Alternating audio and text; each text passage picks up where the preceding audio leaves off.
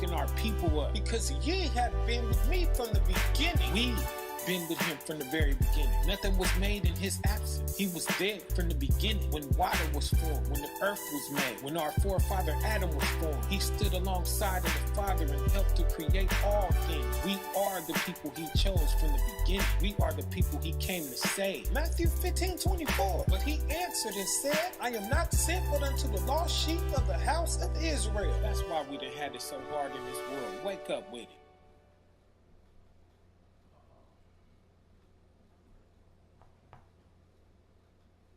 Ben, you see it live, Ben?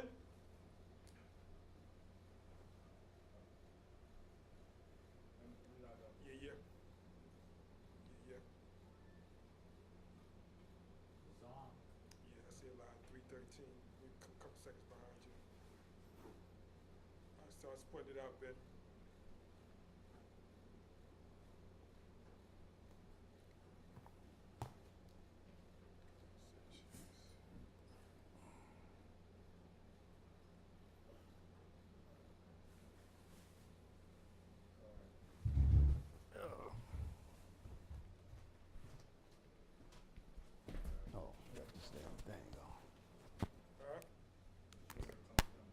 Yeah.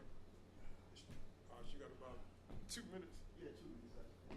Got lost the dash.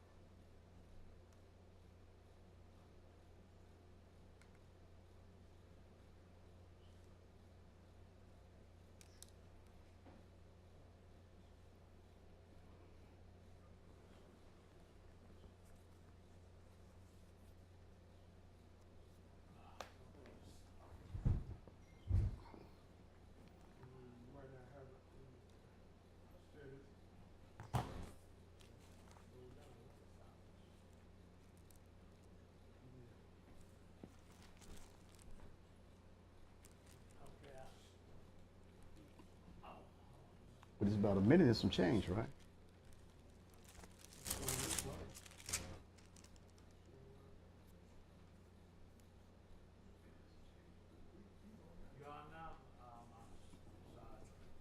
Shalom, shalom, shalom. Shalom, brothers and sisters. Happy Shabbat. First thing I want to do is start with a prayer. I was starting from the 51st Psalms. Last time I read from 1 to 7, I believe. But I want to read from the 8th verse all the way down to probably the 15th verse. This is the 51st Psalms, the 8th verse. Make me to hear joy and gladness, that the bones which thou hast broken may rejoice. Hide thy face from my sins, and blot out all my iniquities. Create in me a clean heart, O Yahweh, and renew a right spirit within me. Cast me not away from thy presence, and take not thy Holy Spirit from me. Restore unto me the joy of thy salvation, and uphold me with thy free spirit. Then will I teach transgressors thy ways, and sinners shall be converted unto thee. Deliver me from blood guiltness, O Yahweh, thou power of my salvation, and my tongue shall sing aloud of thy righteousness. The 15th verse. O Yahweh, open thou my lips, and my mouth shall show forth thy praise. In the name of Yahweh, Yahweh Shai, the water, Amen. Okay, brothers and sisters, the topic of this class, what is the topic, Yahweh? Is Egypt the reason why the Israelites were destroyed, or why the Israelites went went into destruction is because of Egypt. Now, Egypt wasn't the main reason. I'm going to explain that in this class. But Egypt was just used because the Israelites, it's something about Egypt that they really admired about Egypt, always wanted to go back to Egypt, always wanted to connect with Egypt. But the Most High kept sending the prophets, telling them, leave Egypt alone, don't go back to Egypt. But there were times now that the Most High had the Israelites to flee to certain parts of Egypt, but that was the Most High's doing, and they was under the Most High's protection. Okay, so the Most High sent the prophets out to warn the northern tribes and the southern tribes, the northern kingdom and the southern kingdom. Okay, to warn them, leave Egypt alone. They kept making alliances with Egypt, and some of the alliances they was making with Egypt, matter of fact, all the alliances, Egypt promised them something, but they never came through. Okay, so this class is going to be a little history. So get your pens and papers out, take notes. I'm going to show some pictures up on the monitor, and I'm going to give you some dates. So take your notes so you can go back and study this. And I know before the class, we was watching the Jill Scott, right? Everybody was watching that, right? Everybody's mad at her for singing that song, but it's true. It's true. Let them get mad. Get mad at the truth. Okay, it's true. Okay, but that's a later time. We're going to get into this class and get your pens and papers out and let's study. Okay. The northern kingdom and the southern kingdom were destroyed. Egypt is one of the reasons. Okay, because the kings kept making alliances with Egypt. And Egypt wasn't coming through with those alliances. They didn't have their word. Okay, their word, what they said they was going to do, they didn't do. Now let's start from the very beginning. Let's start when Egypt's involvement with the southern kingdom of Judah. Remember King Solomon. King Solomon set up a building program.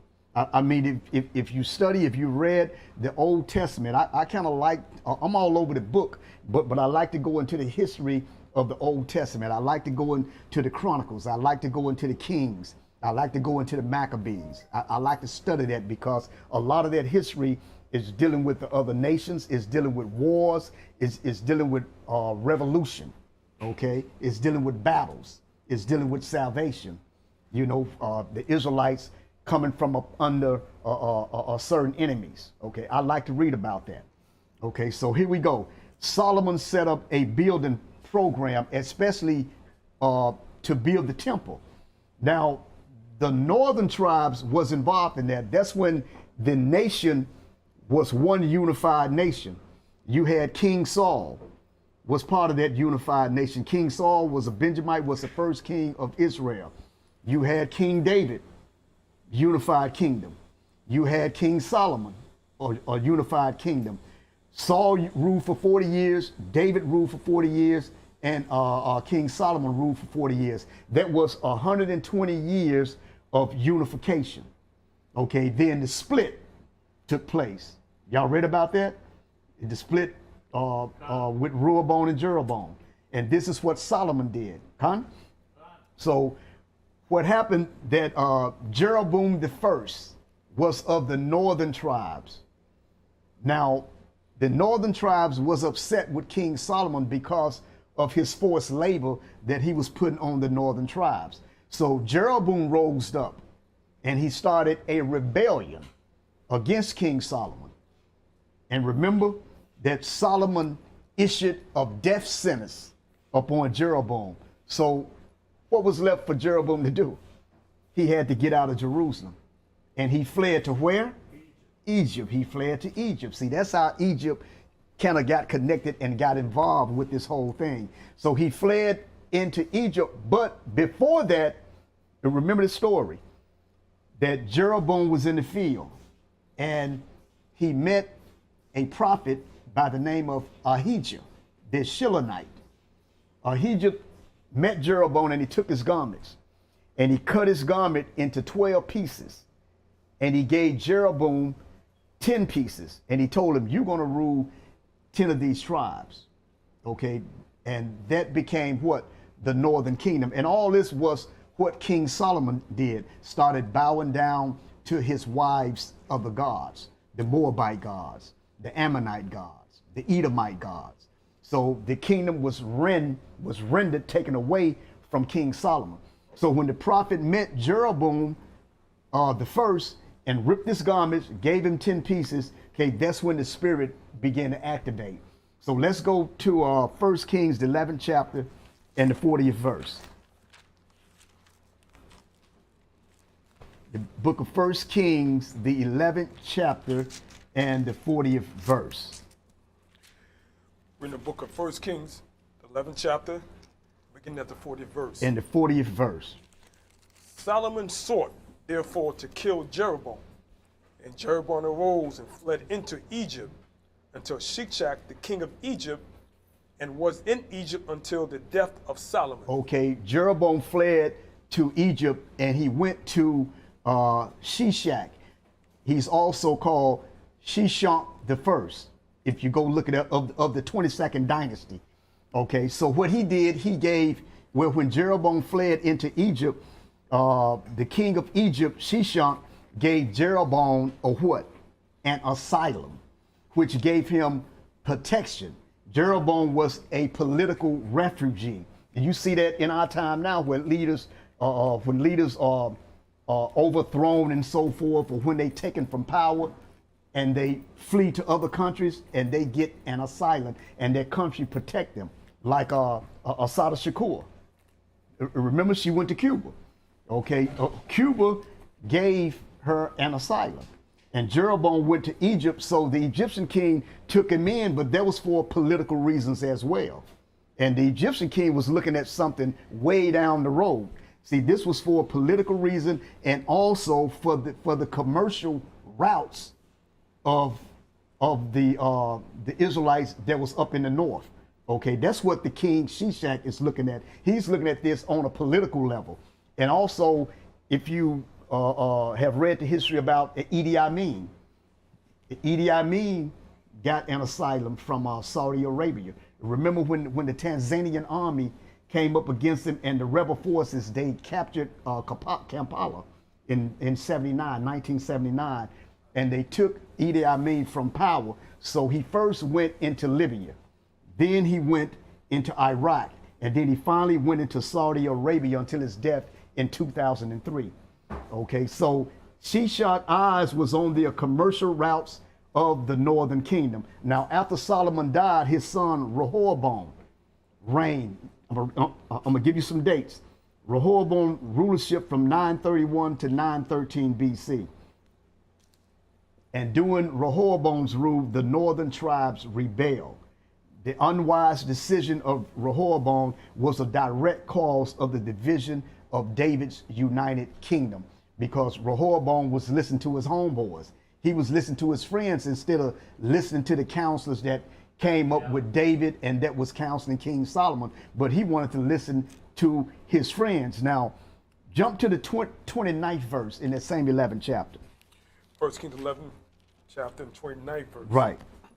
And it came to pass at that time, when Jeroboam went out of Jerusalem, that the prophet Ahijah, the Shilonite, found him in the way, and he had clad himself with a new garment, and they two were alone in the field. Okay, and read the 30th verse. And Ahijah caught the new garment that was on him and rent it in 12 pieces. Okay. Read on. And he said unto Jeroboam, take thee 10 pieces, for thus said the Lord Yahweh, the power of Israel. Behold, I will rend the kingdom out of the hand of Solomon, and will give 10 tribes to thee. And give thee 10 tribes. That's why when you read in the history, you got the northern kingdom and you got the southern kingdom. The northern kingdom was taken into captivity in 722 BC by the Assyrians. And that's the northern kingdom. And the southern kingdom was taken into captivity by the Babylonians in 586 BC. Y'all write this down. Now, like I said, Shishak took advantage of the division, so he marched what? He marched against Jerusalem, because he already saw that the whole nation is divided now. Okay, yeah, I got Rehoboam, I got this northern kingdom. Okay, I got the commercial routes and all that. So now I see the division. Now I'm going to attack Jerusalem now. I'm going south and attack Jerusalem. Give me 1 Kings 14.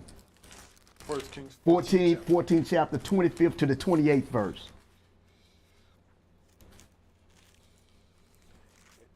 And it came to pass in the 5th year of King Rehoboam that Shishak, king of Egypt, came up against Jerusalem, and he took away the treasures of the house of the Lord. You see that it came to pass in the 5th year of the king Rehoboam that Shishak, king of Egypt, came up against Jerusalem, and he took away the treasures of the house of the Most High. Go ahead and read. And the treasures of the king's house, he even took away all, and he took away all the shields of gold which Solomon had made. See there? Go ahead. And the king Rehoboam made in their stead blazons of shields, and committed them unto the hands of the chief of the guard, which kept the door of the king's house. Okay, when nations went to war, when kings went to war, they got rich.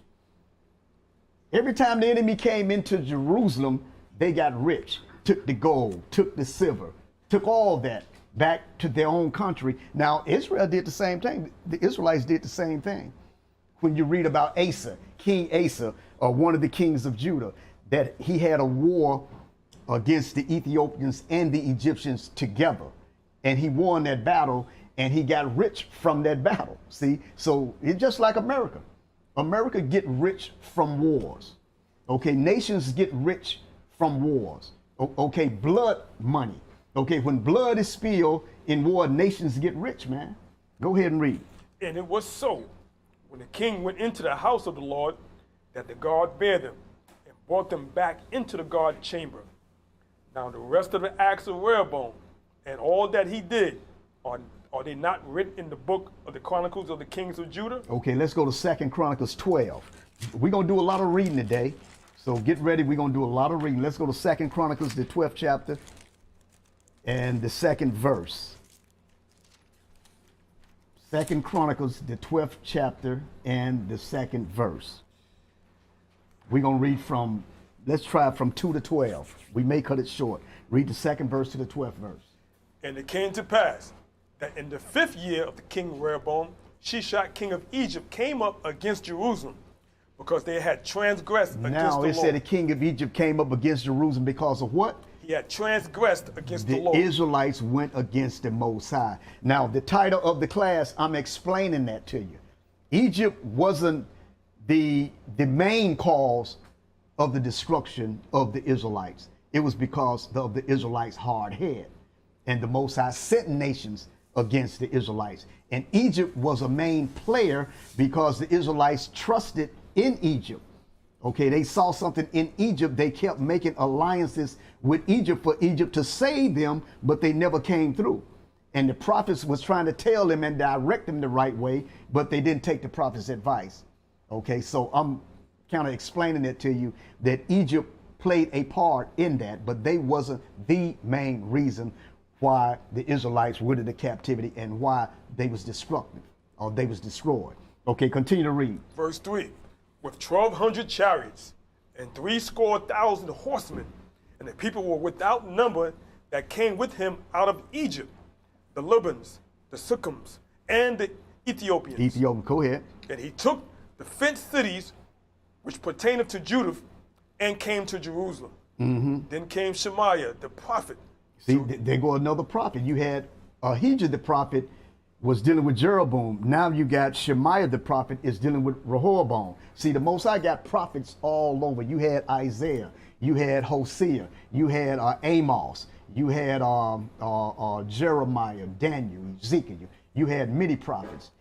Go ahead and read. Then came Shemaiah the prophet to Rehoboam and to the princes of Judah that were gathered together to Jerusalem because of Shishak, and said unto them, Thus said the Lord Yahweh, ye have forsaken me, and therefore have I also left you in the hand of Shishak. See what the Most High said, because you have disobeyed me, you have forsaken me, I've sent the Egyptians up against you because of you.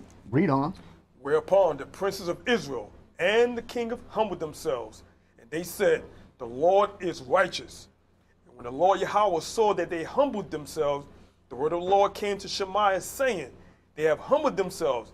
Therefore I will not destroy them, but I will grant them some deliverance, and my wrath shall not be poured out upon Jerusalem by the hand of Shishak. Okay. Nevertheless, they shall be his servants, that they may know my service and the service of the kingdoms of the countries. Read that 9th verse. So Shishak, king of Egypt, came up against Jerusalem and took away the treasures of the house. I want y'all to listen to this 9th verse now, because we're going to get, while he's reading that, Yahweh, pull up the picture of the Buba State portal. Pull that up. Because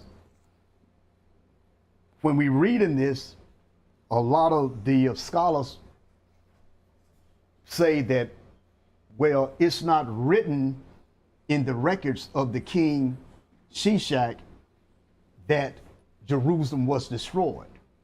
But the scriptures don't say that King Shishak came up against Jerusalem and destroyed Jerusalem. It said he took the treasures, he got rich. See, the reason Jerusalem was not destroyed because the king Rehoboam paid him off.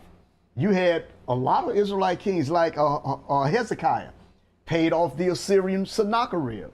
Okay, they was paying them off with the gold, with the silver. But Jerusalem was spared, and that was the Most High. See, go ahead and read. Verse 9. So Shishak, king of Egypt, came up against Jerusalem and took away the treasures of the house of the Lord and the treasures of the king's house. He took all. He carried away also the shields of gold which Solomon had made. Okay.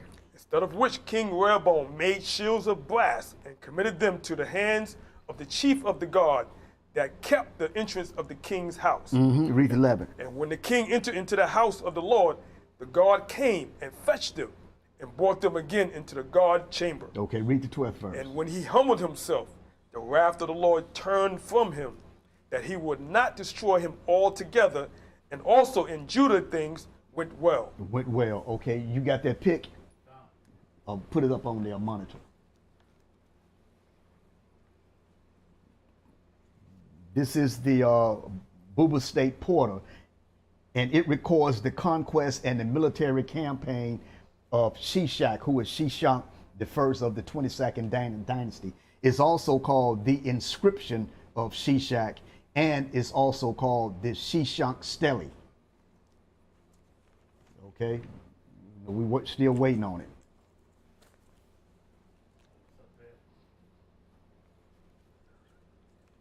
And the reason that Jerusalem is not mentioned on Shishak's list, because, like I said, the king Rehoboam of Judah paid him off. And you wondering where they get all those riches from. Okay, we're going to get another scripture until he put up that portal. Let's go to 2 Chronicles and show you where the kings and King Rehoboam got all the riches, all that gold. Let's see where he got it from. 2 Chronicles, the 9th chapter, and the 13th verse. 2 Chronicles, the 9th chapter. Start from the 13th verse. We might read all the way to the 28th, but we may cut it short. Start from the 13th verse.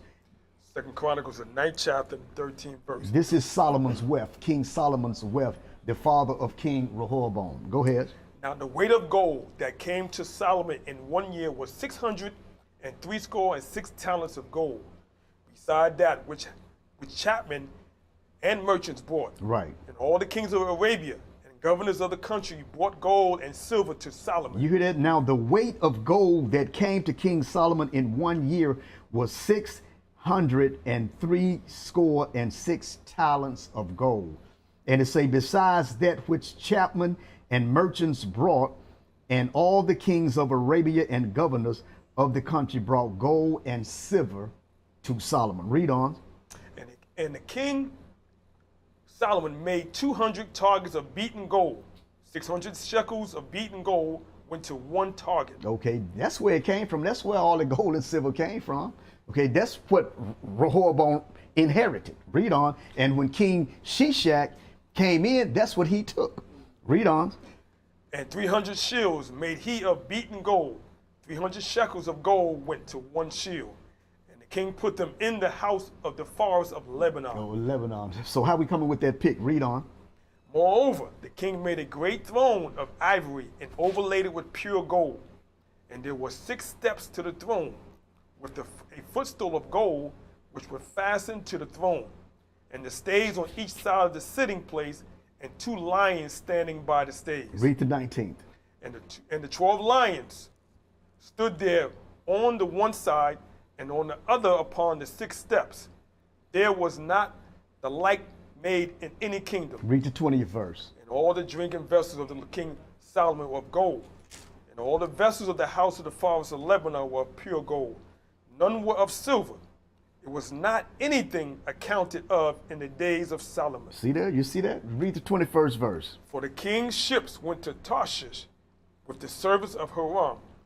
Every 3 years, one came to the ships of Tarshish, bringing gold. Right, the ships of Tarshish, bringing gold and silver. Read on. And silver, ivory, and apes and peacocks. That was part of y'all test, the animals, apes and peacocks, right? Those the animals that was brought. Read on, that was brought to Solomon. Read. And King Solomon passed all the kings of the earth in riches and wisdom. You see that? And King Solomon passed all the kings of the earth in riches and in wisdom. You see that? So King Rehoboam, Solomon's son, inherit all those riches. Now when Shishak, the king of Egypt, came into Jerusalem, the Israelites repented. So the Most High spared Jerusalem from being destroyed, but Shishak did receive the treasures. Rehoboam paid him off. You see that? But what I wanted to get on the monitor, I want y'all to write this name down and y'all go look this up. I wanted to get the Buba State Porter, which is Bubastite. Bubastite. Portal, Portal. Okay? And it's also called the Shishak inscription. And it's also called the Shishak Stele. Okay? If I'm going a little bit too fast, y'all can go back and watch the class. But take these names down, and when you get home, look up what I'm giving you, because we can't get it on the monitor right at this time. Okay.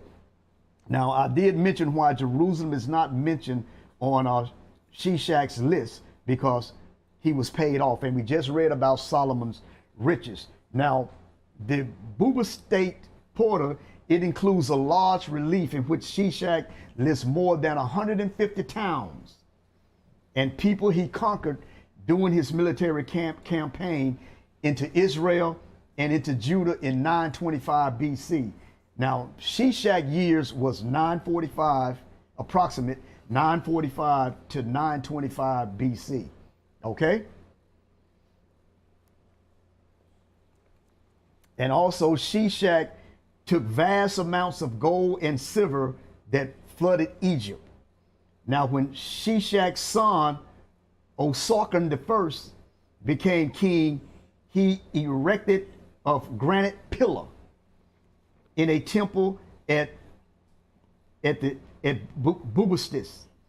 In the eastern Nile Delta, he made an offering of 383 tons of gold and silver to the deities of Egypt. Now, where did he get all that from? Most of it came out of Jerusalem, from the temple and from the treasures. Now, his successor, who was Shishak II, was buried in a coffin made of pure silver. Now, all these riches came from the royal treasures and the temple of Jerusalem, as well as other cities taken in the Shishak invasion.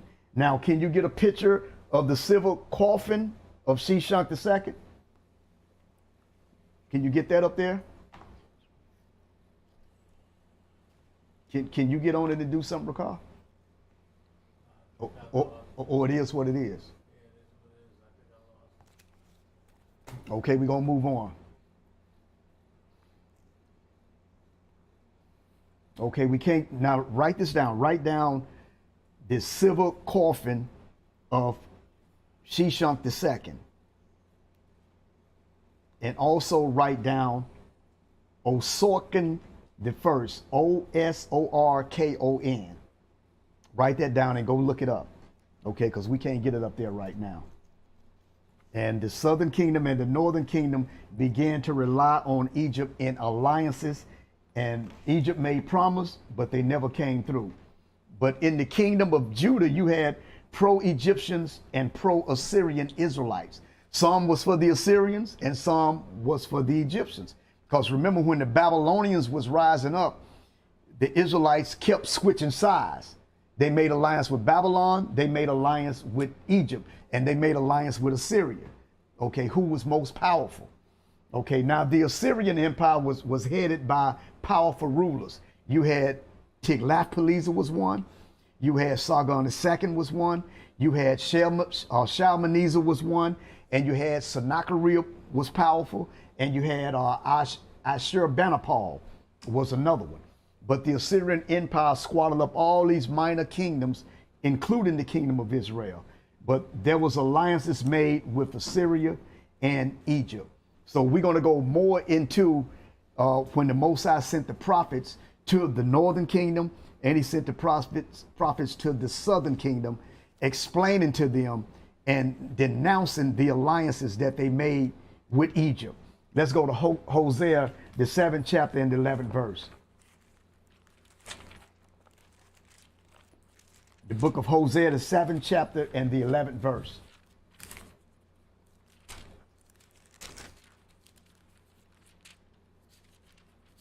The book of Hosea, 7th chapter, and begin at the 11th verse. Right. Ephraim also is like a silly dove without heart. What they do? They call to Egypt, they go to Assyria. They go to Assyria, making alliances. Ephraim represent the northern kingdom, the northern tribes. The scriptures say because they doing that, the Most High say, you're a silly dove. You go to Egypt, you go to Assyria, and you call to Egypt for alliances and for help. Let's go to 2 Kings 17 chapter and the 3rd to the 6th verse. 2 Kings, the 17th chapter, from the 3rd to the 6th verse. 2 Kings, the 17th chapter, from the 3rd verse to the 6th verse. Against him came up Shalmaneser, king of Syria, right. And Hosea became his servant and gave him presents. Right, go ahead. And the king of Assyria found conspiracy in Hosea. Why? Why? Because he was making alliances with Egypt. Read on. For he had sent messengers to So king of Egypt. Right. And brought no present to the king of Assyria, as he had done year by year. Therefore the king of Assyria shut him up and bound him in prison. Then the king of Assyria came up throughout all the land and went unto Samaria and besieged it 3 years. Go ahead. In the 9th year of Hosea, the king of Assyria took Samaria and carried Israel away into Assyria and placed them in Halah and in the Habor by the river of Gazan, in the cities of the Medes. So that's when the northern kingdom went into captivity in 722 BC. Now let's go to the book of Jeremiah. The book of Jeremiah, the 46th chapter and the 20th verse. The book of Jeremiah, the 46th chapter and the 20th verse. Jeremiah 46 and 20. Egypt is like a very fair heifer, but destruction cometh. It cometh out of the north. So it say Egypt is like a very beautiful cow. Okay, that's what that fair heifer is. A very beautiful cow, but the scriptures say, but destruction cometh. It cometh out of the north. Who was coming from the north? The Babylonians. And this is talking about the battle of Carchemish or Carchemish in 605 BC. Write these dates down. In 605 BC. Okay, destruction is coming from the north. That was Nebuchadnezzar coming out. That's when the Babylonians was coming into power at that time. And read on 21st. Also, her hired men are in the midst of her like fatted bullocks, for they also are turned back and are fled away together. Okay, they said that her young men are like fatted bullocks. They're like fat young cows, but they fled from the battle. They are fleeing back. Read on. They did not stand, because the day of their calamity was come upon them, and in the time of their visitation. Read on. Read to 22nd. The voice thereof shall go like a serpent, for they shall march with an army, and come against her with axes and hewers of wood. And hewers of wood. So Egypt shall be like a snake, making a hiss sound as it is trying to get away in battle. Okay. Now from here, let's go to Lamentations 2 and 9.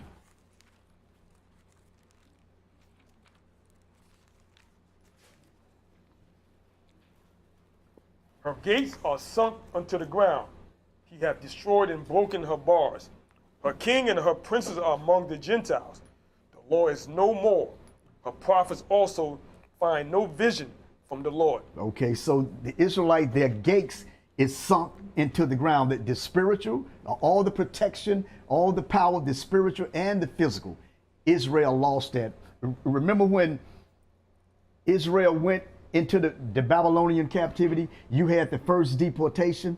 You had, I think it was the prophet Ezekiel went with the first. Then there was a second deportation. The prophet Daniel went with the second. You had nobles that was going with the first deportation and the second. So the Babylonians was getting the best of the Israelites, because they was training these Israelites.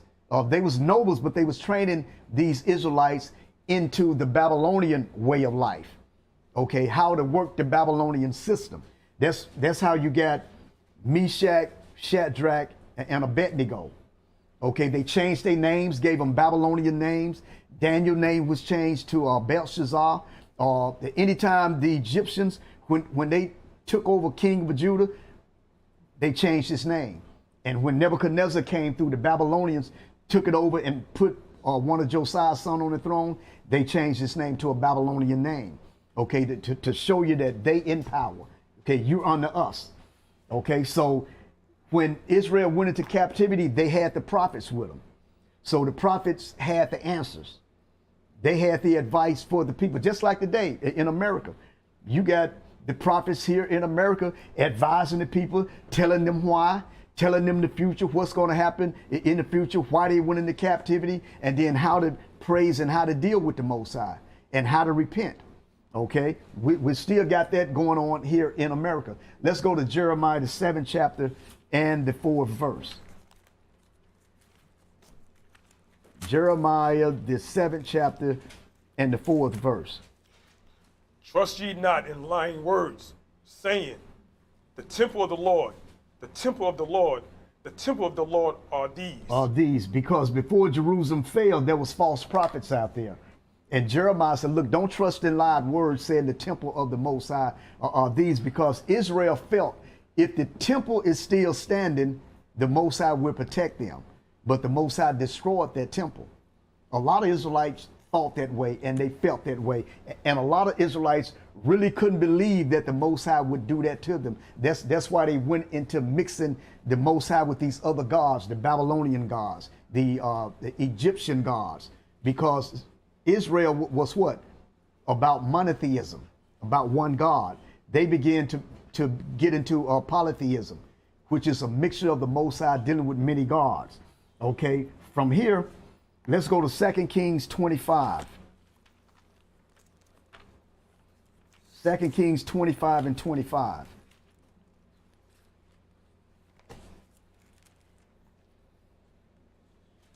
But it came to pass in the 7th month that Ishmael, the son of Nethaniah, the son of Elishama, of the seed royal, came, and 10 men were with him, and smote Gedaliah, that he died. Yeah, they smoked Gedaliah. Go ahead. And the Jews of the Chaldees that were with him at Mizpah. So Gedaliah was the governor of Judah. They was put back in the land under the Babylonians, and Gedaliah was the governor. So these men, these Israelites rose up, Ishmael and other men, and they killed Gedaliah. Read this 26th verse. And all the people, both small and great, and the captains of the armies arose and came to Egypt. And they rose, where did they go? To Egypt. They went down to Egypt. Read on. They were afraid of the Chaldees. They were afraid of the Babylonians. And when Israel went into Egypt, what I've read, they built a temple in Egypt. They built a temple in Elephantine. Okay, and I was reading that when Cambyses, the Persian king, when Cambyses came in, he started destroying all the temple that was erected to the Egyptian gods, but he didn't mess with the Israelite temple in Elephantine. Okay, that's Cambyses II. Now let's go to Hosea, the 9th chapter.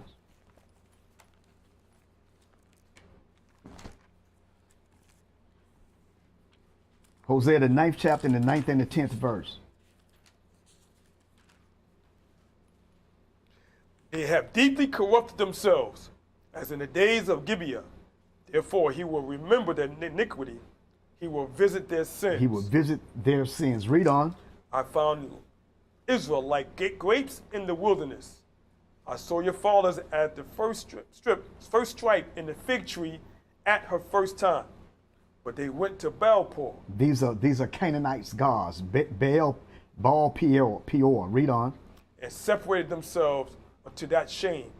And their abominations were according to as they loved. Okay, read the 11th verse. As for Ephraim, their glory shall fly away like a bird. This is the northern kingdom. As for Ephraim, their glory shall fly away like a bird from birth. Read on. From the birth, and from the womb, and from the conception. And all the glory of the Most High now is just a shadow. Okay, we're really not getting the glory of the Most High. We're just getting a shadow of it. And let's go back up to that 9th verse. Read that again. They have deeply corrupted themselves, as in the days of Gibeah. Therefore, he will remember their iniquity. He will visit their sins. Right. Now, y'all remember what happened in the days of Gibeah? In the book of Judges. Judges, I think it's the 19th chapter. Remember when this Israelite was sojourning and he went into Gibeah and he had his concubine with him? And the men of that area abused his concubine. So the Most High, read that 9th verse again, said they have deeply corrupted themselves as in the days of Gibeah. This is referring to Judges, the 19th chapter. Go and read that. Write that down and go and read that and find out what happened in Gibeah and what happened to those men that corrupted this brother's concubine. They was dealt with. You had the Ephraimites and you had the Benjamites. That's in Judges, the 19th chapter. Okay, let's go from here. Let's go to Jeremiah, the 11th chapter, and the 12th to the 14th verse.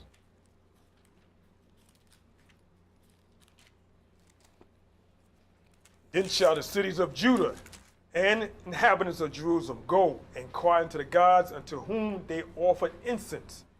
They shall not save them at all in the time of their trouble. Read on. For according to the number of thy cities were thy gods, O Judah, and according to thy number of the streets of Jerusalem have ye set up altars to that shameful thing, even altars to burn incense unto Baal. To Baal. Okay, we're going to get into Baal later because the Israelites went into the Baal worship. They went into Asherah worship. They went into Baal-Peor. They went into Ishtar. They went into Molech. They went into Inanna worship. Okay, I had another picture, but we're not going to be able to get it. I had a picture of the 5-point star. Okay, when Israel went into idols, they was using the 5-point star. Okay, we always speak about the 6-point star, right? The Star of David. But the Israelites was using the 5-point star. I don't have the picture, but that 5-point star, Israel had the initials of Jerusalem in between the points in the Hebrew script, Jerusalem. It had the the Y, the R, the S, L, and the M. Okay, in between the 5 points. But I'm gonna give y'all some information and y'all can go look it up because we can't get it up here. Okay, but Israel was using the 5-point star. They was using all these different things from the other nation. They was into their deities. Okay, they had the pentagram on jars.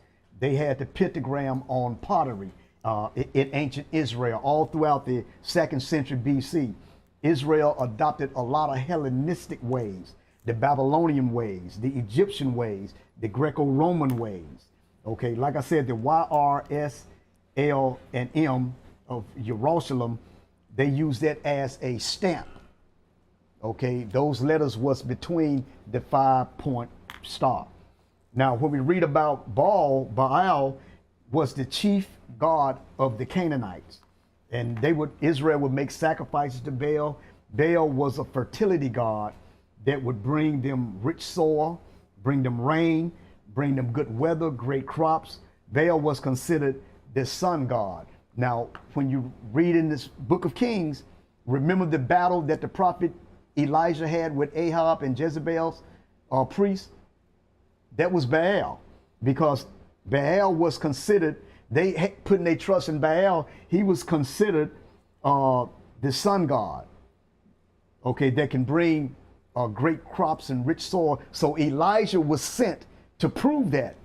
Okay, if you, that God that can bring rain, if you, that God that can change weather, do that right now. But Baal couldn't do that. But the Most High had Elijah to perform, and Elijah ended up killing all of the priests. I think it's about 400 priests. All those 400 priests was put to death. It was 400, wasn't it? Okay, all of them was put to death. Okay, also you got Shira, Inanna, all the goddess. Okay, and Baal is behind all the perversion that you see in the world today. Inanna, the goddess, they behind all that, all the child sacrifice, all the abortions, the sodomites, pornography, all that is happening today. That was happening back then, and all those demonic gods that was back then, they are here today, and they're beginning to manifest themselves. It's getting real strong out there now. Okay, with the perverseness. Okay, with sodomites and all that. With the pornography. You got even ministers is getting caught up in this thing, man. It's getting caught up in this sodomite, the LBGT and all that. They're getting caught up in all that because these same gods, these same demonic forces that was back then, they are manifesting itself today with much power. With much power. Okay, and you got to watch your children, man. Brothers and sisters, because they own the internet and they all over the place with it. So you got to monitor them. You got to watch them, okay? Because that spirit is out here, and that spirit is heavy. That perverse spirit is heavy. Okay, working all in the people's minds. They don't realize it though.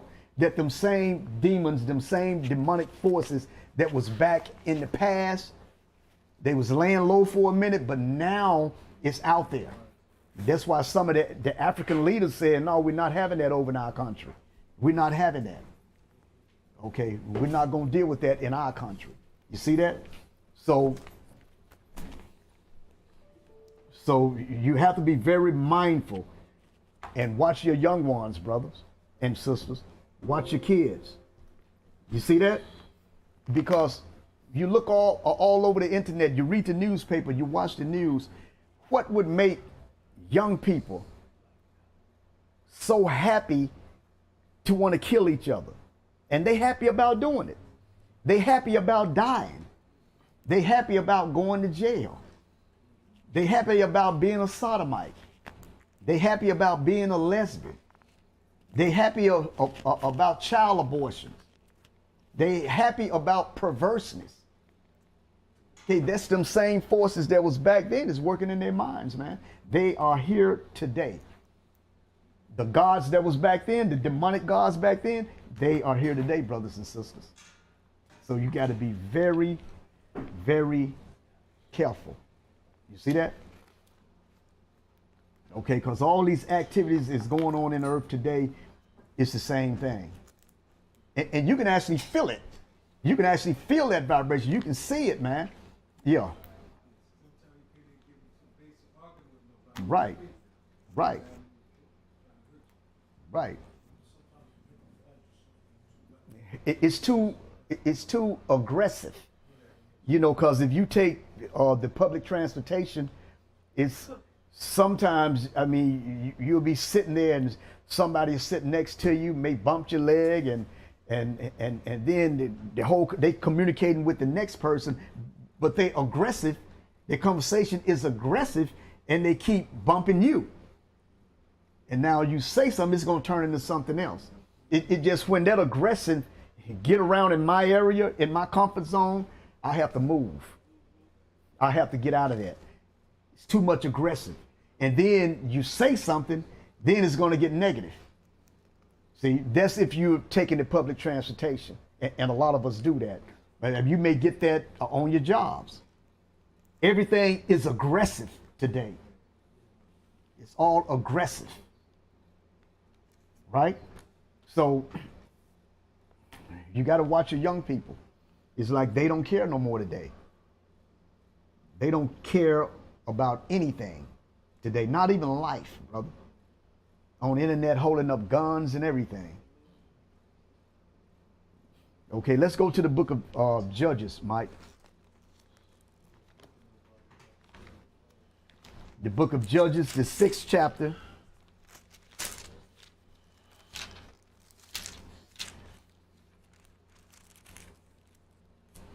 The book of Judges, the 6th chapter, from the 25th to the 26th verse.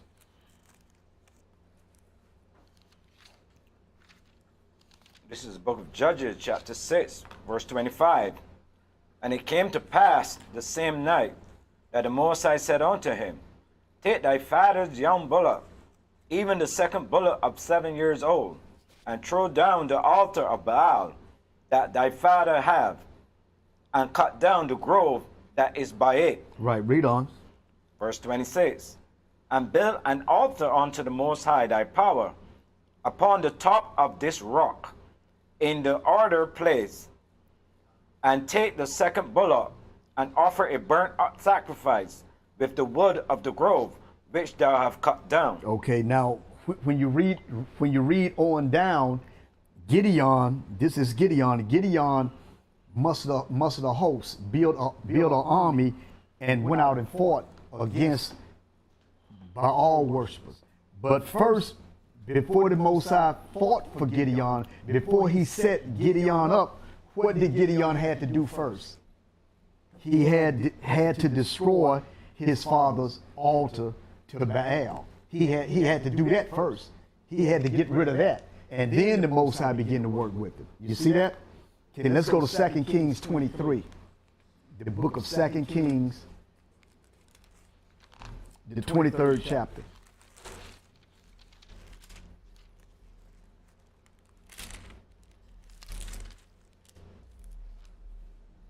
And let's read the 7th verse. Book of 2 Kings, chapter 23. This is when King Josiah of Judah came into power. Read on. Verse 7. And he brake down the houses of the Sodomites. He broke down the houses of who? The Sodomites. Sodomites, yeah. That were by the house of the Most High. Right. It was by the Sodomites' house was by who house? The Most High, the temple. Read on. Where the women wove hanging for the grove. Where they wove hangings for the grove. So you see what they're doing, right? Let's read that again. Read that 7th verse again. This is the book of 2 Kings, chapter 23, verse 7. And he burnt down the houses of the Sodomites that were by the house of the Most High, where the women wove hangings for the grove. Where they wove hangings for the grove. So what they was doing, the Sodomites, they was committing these Sodomites acts in the honor of the idols that they worship. And when it say that the women wove hangings for the grove, the hangings were like curtains. Okay, curtains are covering the compartments for them to commit their abomination wickedness in private. And the grove was like a wooden image representing Ashtaroth, representing the goddess. Okay, read the 14th verse. Verse 14. And he brake in pieces the images and cut down the groves and filled their places with the bones of men. With the bones of men. Let's jump up to the 4th verse. The 4th verse. Right. This is same chapter. 2 Kings chapter 23 verse 4. And the king commanded H.O.D.C, the high priest, and the priests of the second order, and the keepers of the door, to bring forth out of the temple of the Most High all the vessels that were made for Baal. Right, all the vessels that was made for Baal. Read on. And for the grove, and for all the hosts of heaven. And he burned them with Jerusalem in the field. He burned them without Jerusalem in the field. Oh, sorry. And he burned them without Jerusalem in the fields of Kidron. Right. And carried the ashes of them onto Bethel. Onto Bethel. Now let's go to the 10th chapter. Same book. Let's go to 2 Kings, the 10th chapter, from the 21st to the 24th verse. 10th chapter. Yeah, the 10th chapter. Same book.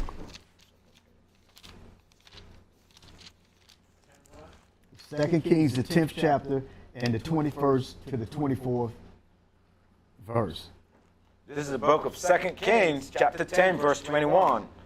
And Jehu sent through all Israel, and all the worshippers of Baal came, so that there was not a man left that came not.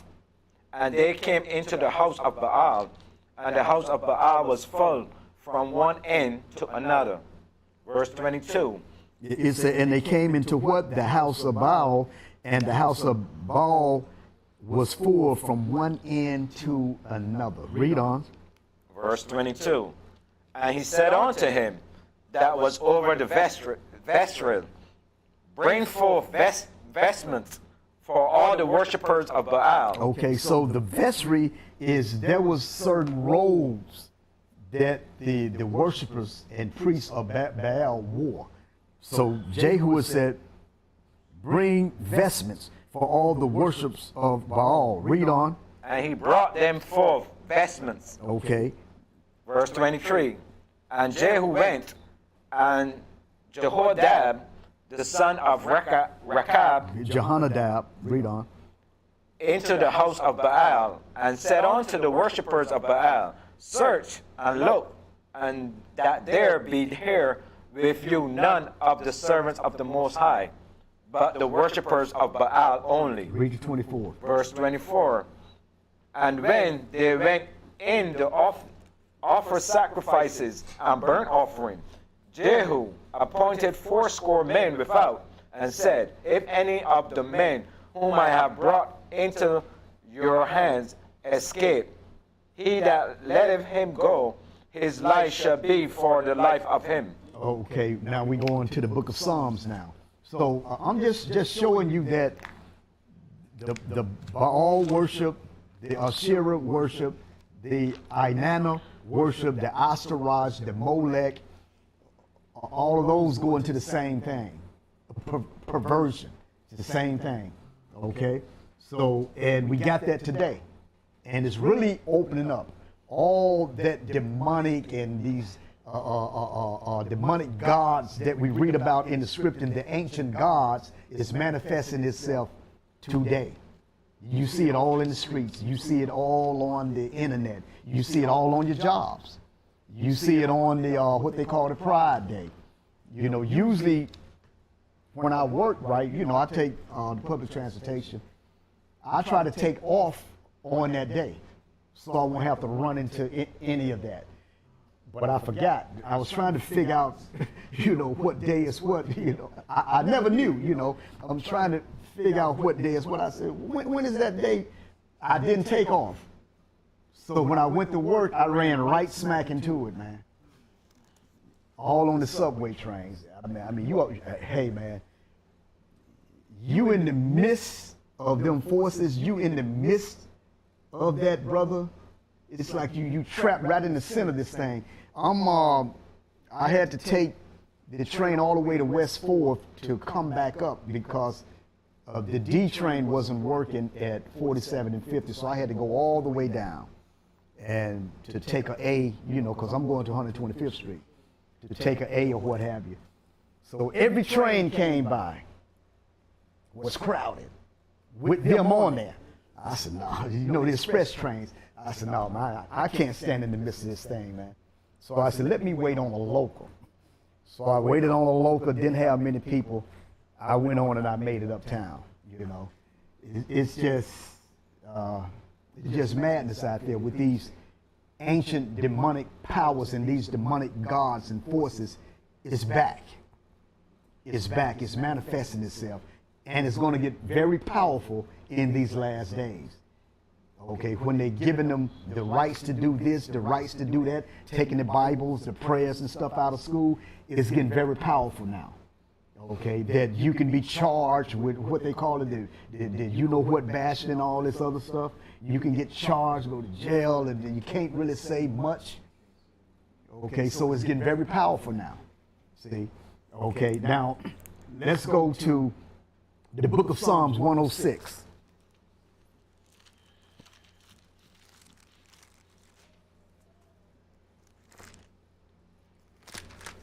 The book of Psalms 106 and the 34th to the 40th verse.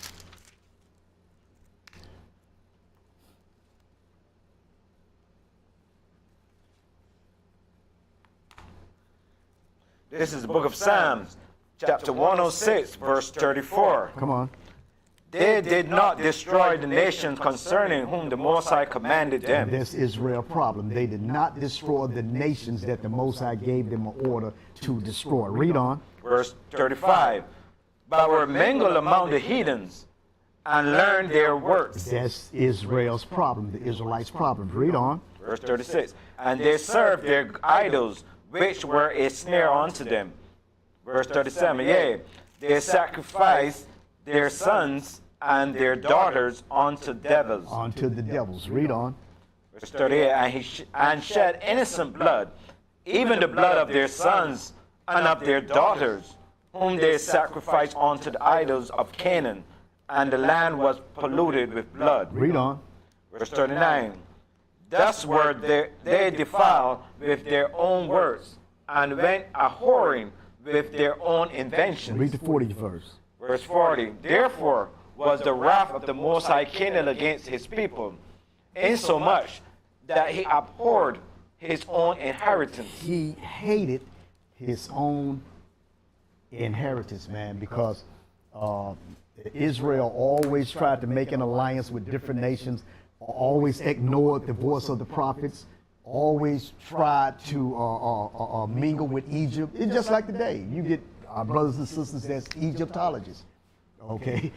I mean, they fascinated with that. So we're still doing the same thing, okay? But that destroyed us, okay? That wasn't the only reason. Egypt wasn't the only reason. It was because Israel went and mingled with these other nations, Israelites, and started doing what these other nations was doing, and they disobeyed the Most High.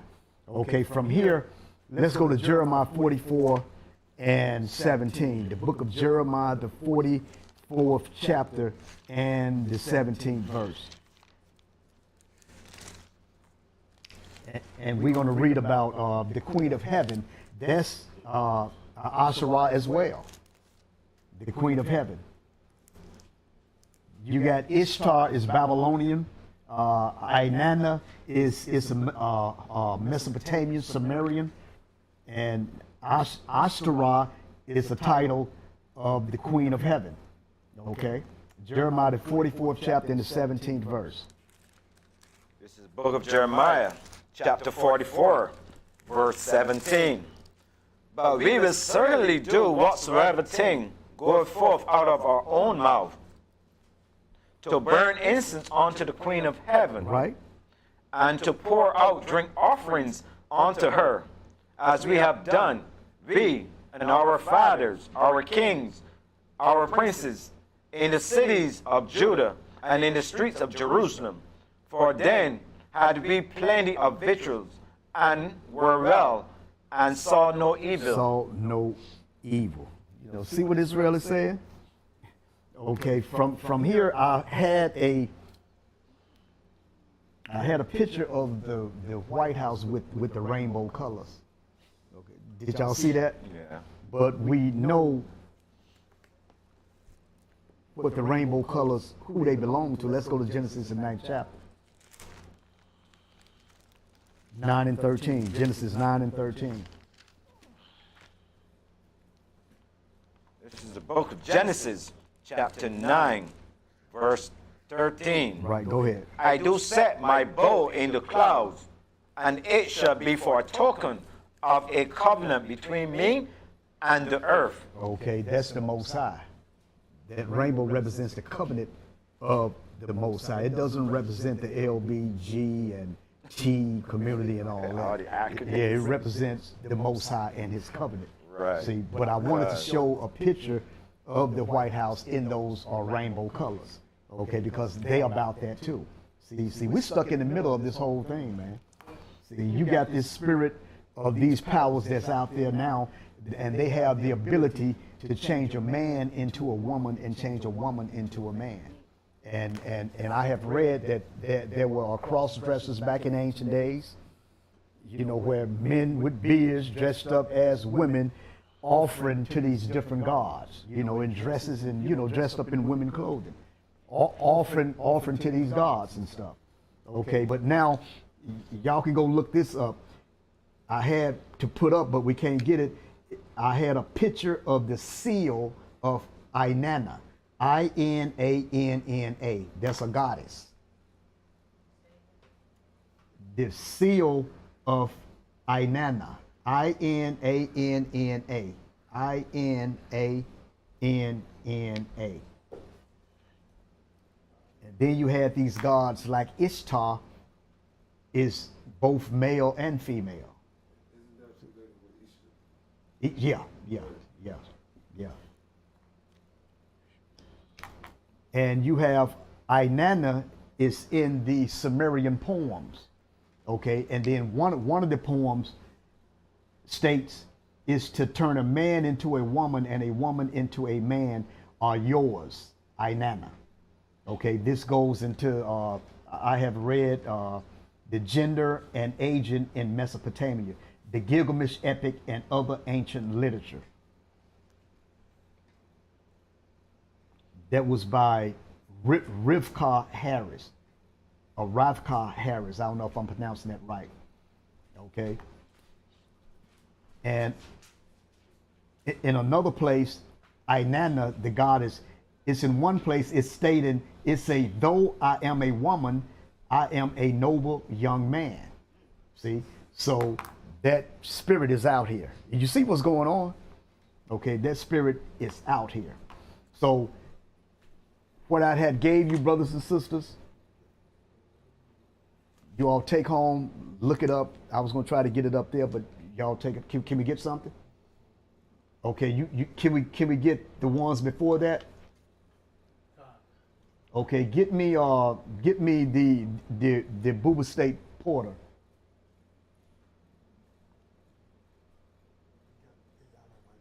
Huh? That's the only one you got? No, I can get the other one. So can it come up there or down here?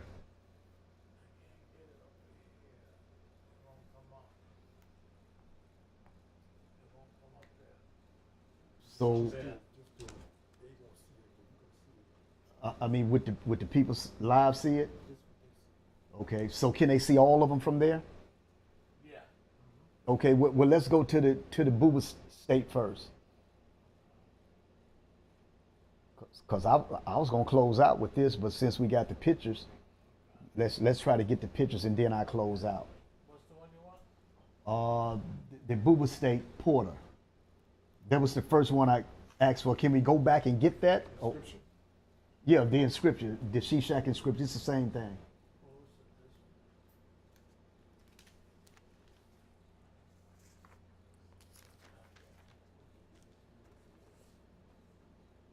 Right here.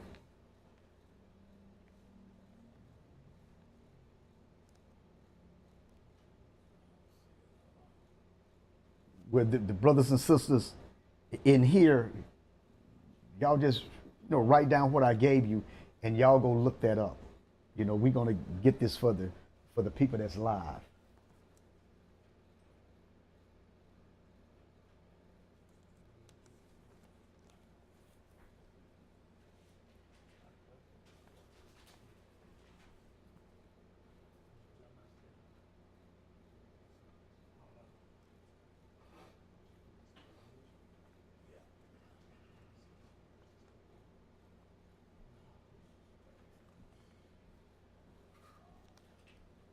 So can we go with that?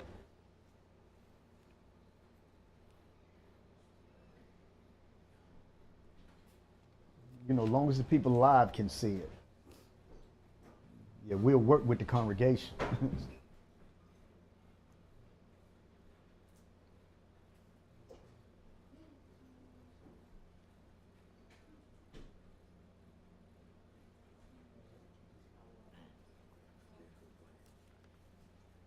that's up there. Okay.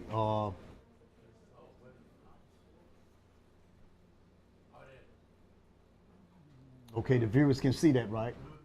Okay, the Buba State Porter, also called the Shishak inscription, and is also called the Shishak Stele, and it records the conquest and the military campaigns in 925 of Shishak or Shoshenq of the 22nd dynasty. Or it records his military campaigns, but like I had stated, Jerusalem is not mentioned on the list as being destroyed, because we just read where Rehoboam paid King Shishak, paid him off, right? So the Israelites humbled themselves, the southern kingdom humbled themselves when the prophet went to them, so the Most High spared Jerusalem. Y'all got it? The Most High spared it. It wasn't destroyed, okay? Because a lot of scholars they back and forth with this. Well, they didn't record that Jerusalem was destroyed. Well, the scriptures didn't say that Jerusalem was destroyed. It say that Egypt, King Shishak took the riches. Okay, it took the riches of Jerusalem, but Jerusalem was not destroyed. Now, get me the silver coffin of Shishak II, or Shishak II. Y'all see that? The viewers, he was buried in a coffin made of pure silver. You see that? Okay.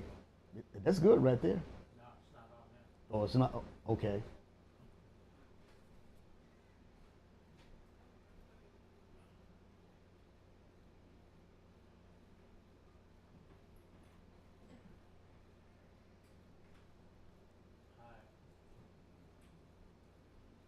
Can you put it in the middle a little bit?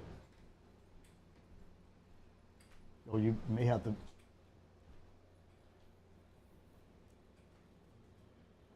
make it a little smaller. That's good enough? Yeah, that's it. Okay, that's image or picture of the silver coffin that Shishak II was buried in, right there. Okay, pure silver. Okay, take me to the strata. Take me to the pentagrams in Judea.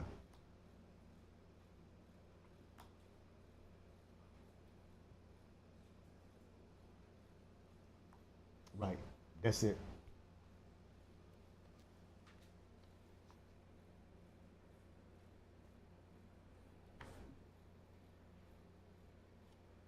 Can you make it a little bigger?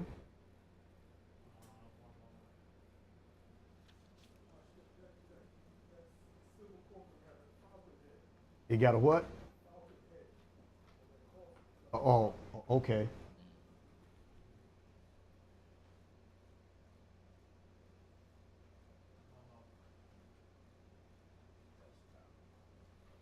I mean, if not, if the viewers looking at that 5-pointed star, this was in Judea, They carried that in the second century BC. If you look at the letters in between the points, that's the Y, Jerusalem. You see that? That was a seal that they used back at that time in a second century BC, because the Israelites adopted some of the Hellenistic ways, like they adopted the Babylonian ways, they adopted some of the Egyptian ways, they adopted some of the Roman ways. Yeah, so y'all see that. But the letters in between. Right, in between.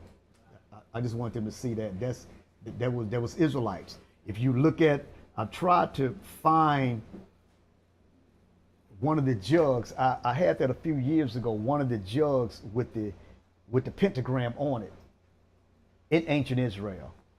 Remember the last class that I did, where one of King Hezekiah's stamps, one of his seals had the Ankh on it,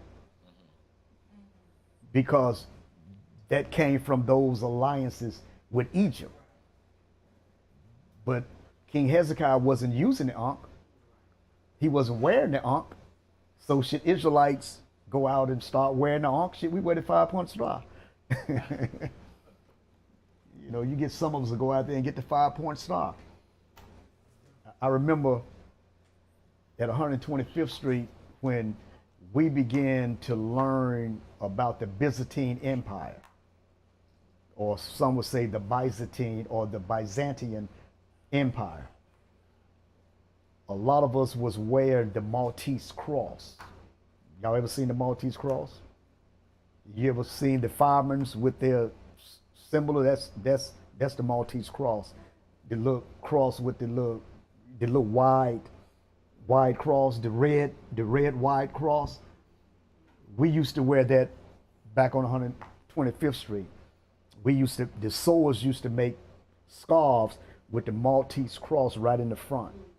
Yeah, with the hole on top. Matter of fact, I had one, because we was learning about the Byzantine Empire, and we was reading about the stuff that they wore. We was wearing it too. We was getting our sewers to putting all types of emblems on our boots, on our jackets, on our garments, and on our scarves. You see that? So let's go from there. Get me the picture of Inanna, the goddess Inanna. Can you just recall? Can he just pull up something? Just say if I want the Maltese cross, can y'all just pull it up for me, so I can show them? You can't. Got to be in here. Okay. Okay. Well, y'all write it down and y'all go look it up. You know, look up the Maltese cross. Go home and do that. Huh? Oh yeah. I'm gonna get that. Okay, we gonna get that. Get me the goddess picture of the Inanna, goddess of Inanna. Yeah, it's there. It's there. Yeah. Right there. It's the first. It's the first one that you put. Go across. Come out. No. Yeah. One more. The other way. The other way. Right there. Right. Get that one.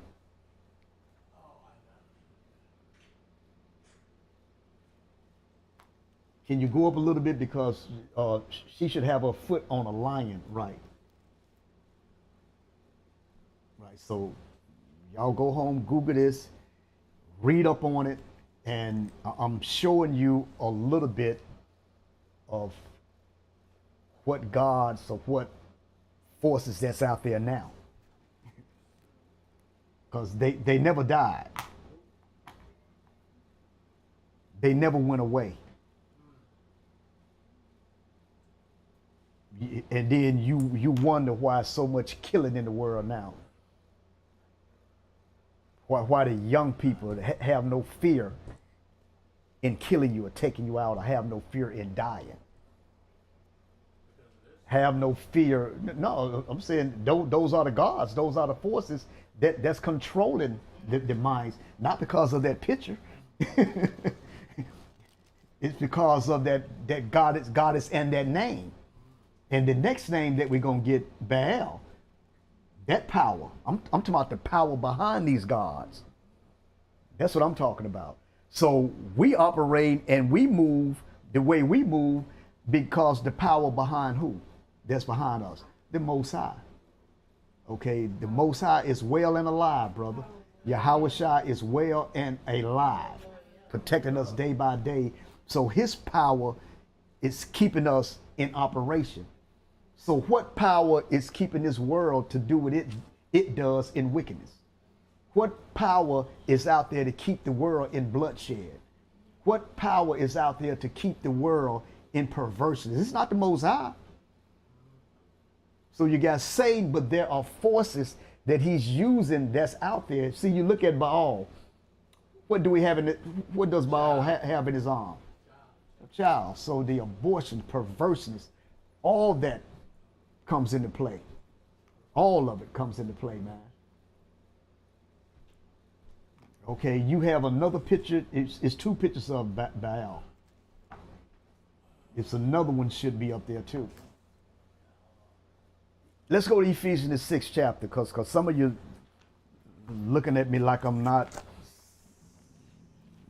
like I'm just making something up. Ephesians the 6th chapter, Mike.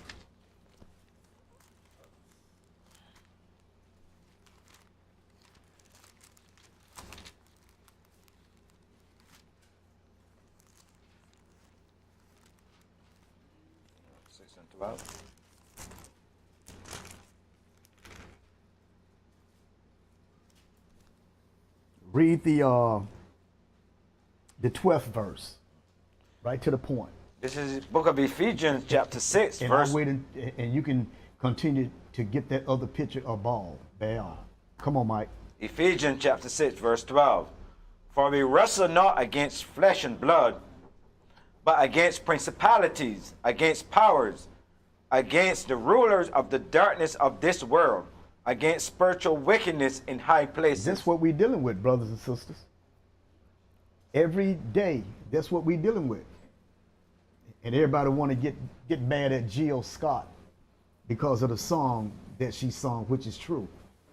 But if you get up and talk about wickedness, they'll give you a standing ovation.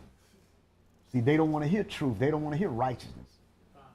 Like I always say, it's hard for a righteous man to be righteous or a woman to be righteous in a wicked society, in a wicked world.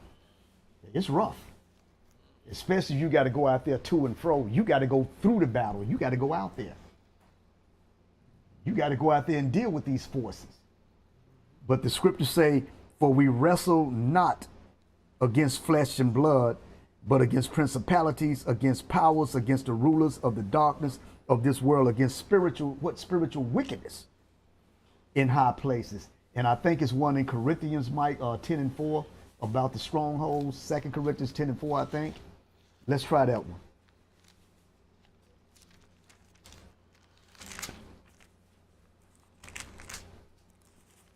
Yeah, let's get that one then. See, because this battle is real.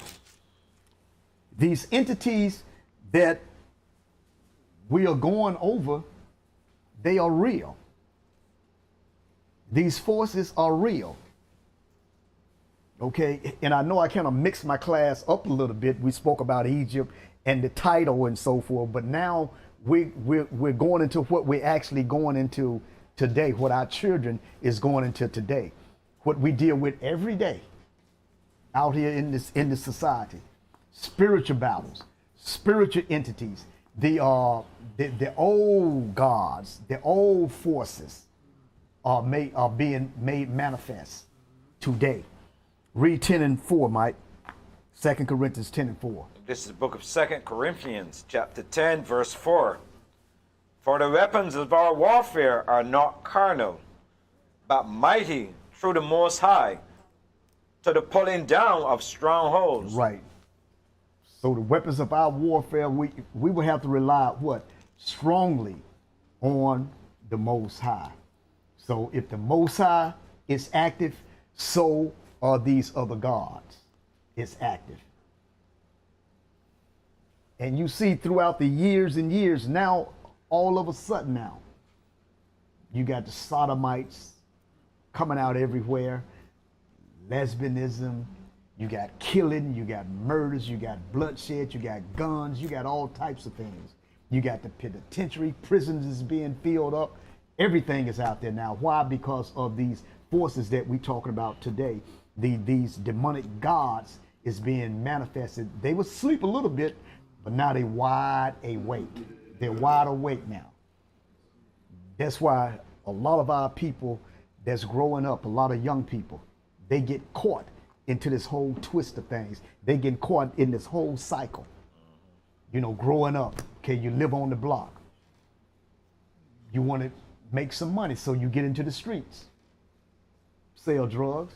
Okay, got people live down this block, the street over here. Everybody they know one another in the neighborhood. So you blowing up, you got money now. So one guy in the neighborhood, okay, now, nigga here got some money. Comes to rob you. He get off on you, he robs you. You see him again. Now you want to take him out. But you might and you might not. But guess what? Now, his family lose, he lose, and his family lose because he got to go to jail. And this guy that he shot, he might die or he may be paralyzed for life. So he lose and his family lose. See, because they both was raised by this same negative influence system.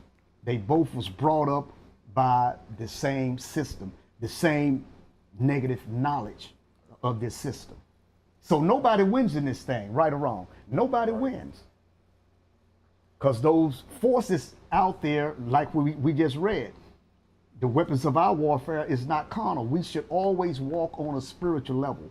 We should always think spiritual.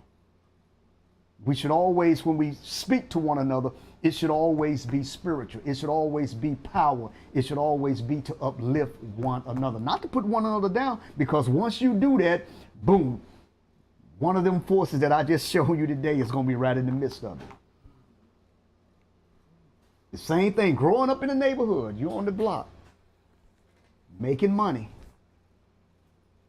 Now, you selling, you're doing well, but now you would sell to make that money. People that live down the street that you was in a sandbox with, that you grew up with, you will sell them drugs. You'll sell them crack. That you grew up with them. One of the girls on the next street will come over, pregnant, want drugs. You'll sell it to her too. Hey, that's how low we have became, brothers and sisters, and I'm showing you that. Because these forces, and we're allowing it. Even the guy lived down the street. Y'all may not have been cool, but you know one another. You're from the same neighborhood. His mother can get strung out on crack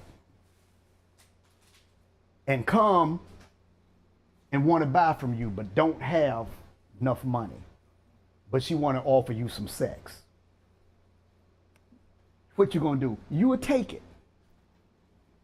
And you will have all the partners behind you to deal with her too.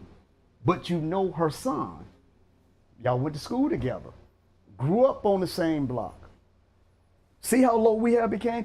And nobody wins in this bowl right here. Nobody wins in this system that we're living in now. There are no winners of our people in this. There's no winners. Everybody lose if you involved in that lifestyle. Or you can be in the gangs. It don't matter if it started, if the Crips and Bloods started in LA or what have you. And LA said that's the motherland. No, but in New York, if you got Crips and Blood, they dying too. Their mother got to go to funerals too, just like in LA. I don't care if it's in Kentucky, Crips and Blood. Look, that old Rocky Road down there, their mother got to bury their son too. It's still death. It's still bloodshed. You see that? So there are no winners in this thing, man. As long as these forces is out there, there's no winners. So that's why the scriptures say the kingdom have to be taken and then given back to the people that the Most High started out with. And that's the Israelites. When we read about the Most High said that we were the Israelites were the right grapes. The Most High had joy into making a covenant with his people. He delighted in that. But when we failed him, the Most High said, yeah, I got to put fire to that behind now, because they into everything. They into all these demonic forces out here. Baal, Ashtaroth, Inanna, Ishtar, you name them all. Molech, all these different gods. Sacrificing your own children. That's what some of the kings of Judah was doing. Manasseh, Hezekiah's son, ruled longer than any king of the northern kingdom and the southern kingdom. He ruled for 55 years, one of the most wickedest, but he ruled longer than any of them, sacrificing his own children. Now you sit back and you try to imagine, and what was going on here? Well, they doing it today. They doing abortions. Yeah. So these different forces is back today, brothers and sisters. I just wanted to give y'all this. Give me the White House. Give me the picture of the White House. And then we're going to wrap things up. We're going to close with that. But I got that second class for you. Yes, I got that for you. Why y'all laughing? Why y'all laughing for the second class? See, that second class, I got a couple tests for you, though. Y'all won't be laughing then, huh? I got a couple tests. Now, I mean, if you in the book, it should be in you. But the 50 question test that I give you, I'm going to give you an opportunity to study that. But this is just something I'm going to just throw at you just to see where you at. If you're in the book, it's going to show that you're in the book. Yeah. Where you going, Grace? You going home? Okay, I got you. All right, sister. Okay. All right. See the White House in those colors? Yeah. So, brothers and sisters, the scriptures say, lean on the Most High. Don't lean up on your own understanding. Lean up on the Most High for everything. Because we are in a spiritual battle. All types of battle. We dealing with all types of entities, spiritual entities out here. Lust, you deal with greed, you deal with everything out here, brother. We got to walk through it all. Okay, some of us may not even have, we may have family members that don't even like to hear you even say Most High, you know. But it is what it is. That's part of the battle. Okay, but you have to be strong in this thing. You have to be strong in it and stay strong in the Most High.